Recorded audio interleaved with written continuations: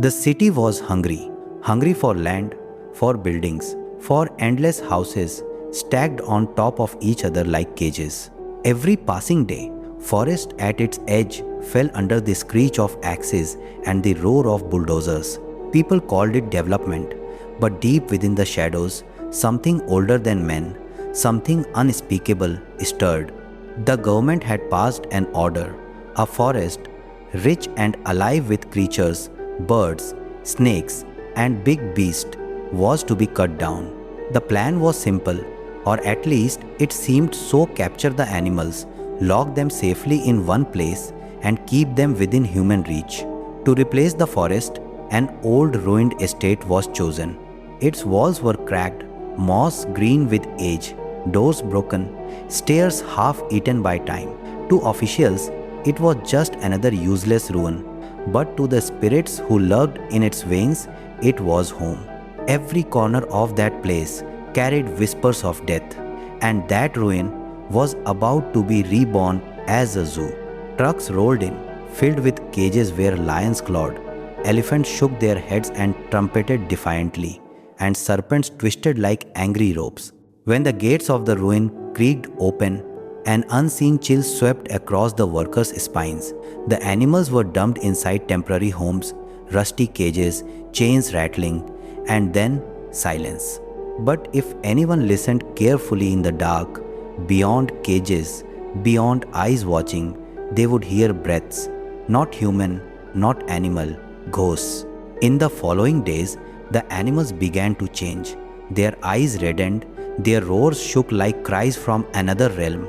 Go near a bear, and it would slam itself against the cage bars until blood stained its fur. Stand near the aviary, and the birds screamed in unnatural tones that burned the ear like fire. Officials panicked. A veterinarian was summoned, his glasses slipping as he shuffled through reports. No infection, he whispered nervously. Blood is clean, lungs fine, but their minds, their behavior, it's uncontrollable. He had no answers, because who could imagine that spirits lost from the ruin had seeped into the bodies of beasts? The zoo was nearly ready to open, glamour posters ready to invite families, children, tourists, but the rising madness of animals brought fear.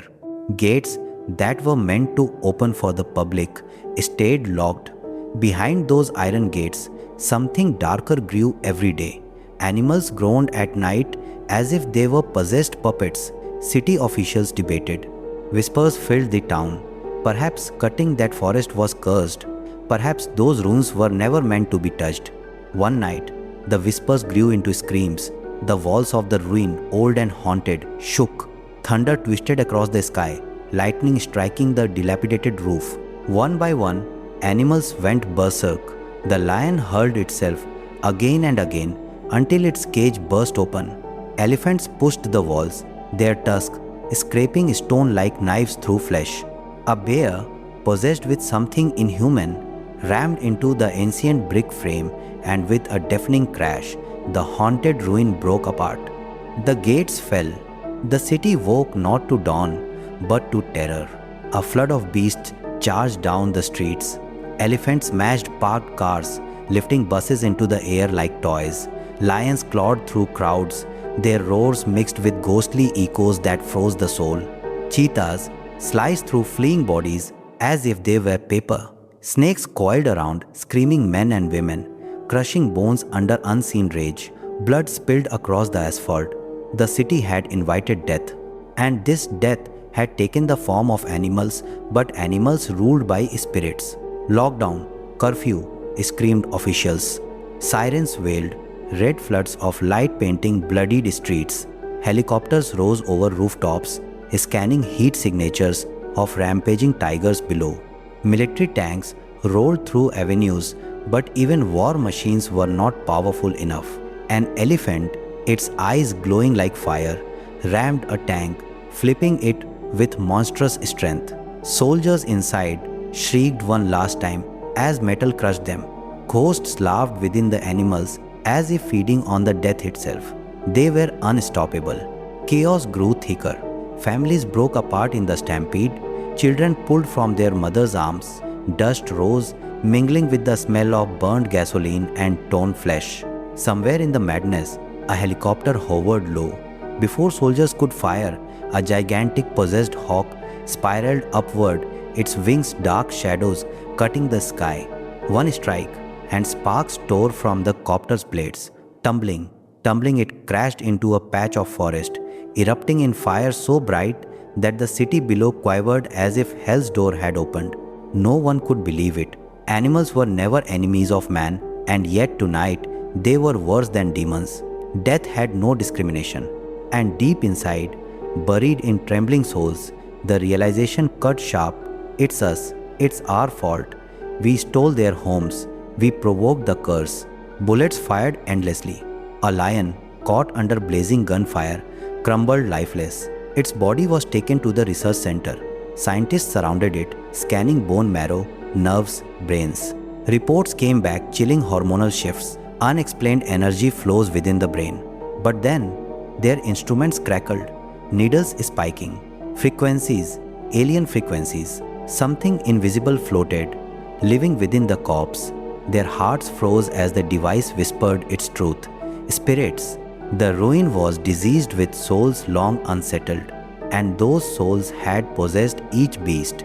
Stronger than chains, sharper than bullets. Ghosts had made animals their shields, their weapons, their wrath unleashed on mankind. Scientists rushed to officials, breathless with horror. They are not beasts anymore. They are vessels. If we want to survive, we must pry the spirits out, or this city falls like dust to flame. There was one chance. Commandos equipped with tranquilizer rifles, every bullet designed to knock down without killing. Streets became war zones. In the night rain, soldiers leapt out, firing controlled shots. Wild buffalo collapsed, sedated just in time before it trampled families.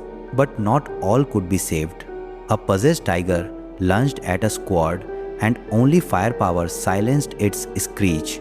A scream echoed across rooftops. What was once a king of jungle now lay dead, its eyes still glowing faintly, even in death, as ghost smoke hissed away. The zoo's curse was glaring now.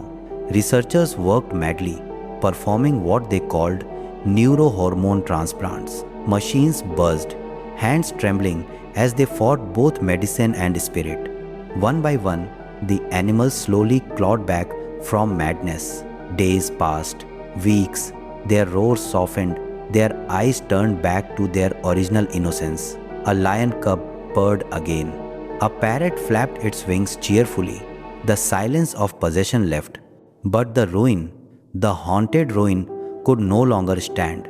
The city watched as bulldozers and fire cannons destroyed its walls to the ground, stone to dust, dust to nothingness. For if it ever stood again, someone knew the ghosts would return. That ruin, once filled with shadows and breathless wails, was crushed eternally. And the haunted zoo became legend. For the city learned the cruelest lesson: ghosts don't just haunt the souls of men. They can crawl into beasts, twist their nature, and bring hell upon earth. And the more we destroy nature, the more we dig our graves in the invisible world. The story ended, but in every howl of wind over ruined ground, whispers remain. Whispers of the haunted zoo, where animals once became devils, and humans were reminded, with blood and death, that not everything belongs to them.